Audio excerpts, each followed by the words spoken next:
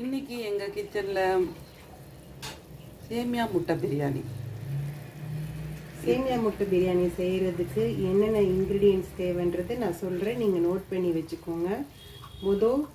கொஞ்சம் 3 ஸ்பூன் எண்ணெய் விட்டுருக்கேன், கோல்ட் வின்னர் ஆயில். அதில் ஒரு வெங்காயம், பெரிய வெங்காயத்தை சாப் பண்ணி போட்டு நல்லா அது ஃப்ரை ஆன பிறகு அதில் கொஞ்சோன்னு ஒரு தேவையான அளவுக்கு உப்பு சேர்த்துட்டு அதில் கொஞ்சோன்னு 2 ஸ்பூன் ஜிஞ்சர் கார்லிக் பேஸ்ட் போட்டிருக்கேன், சின்ன ஸ்பூன் அளவில்.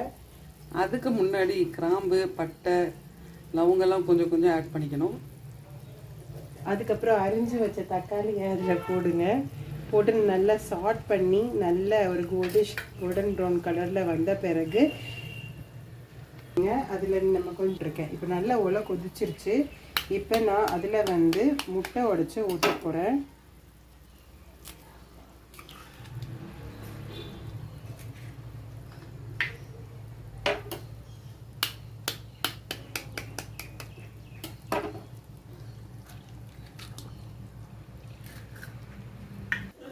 முட்டை இப்போ வெந்துருச்சு.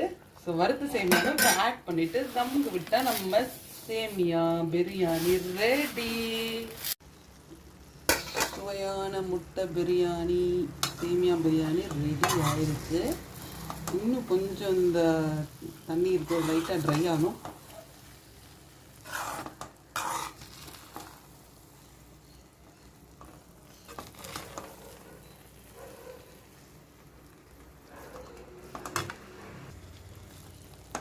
Time to serve. It's ready.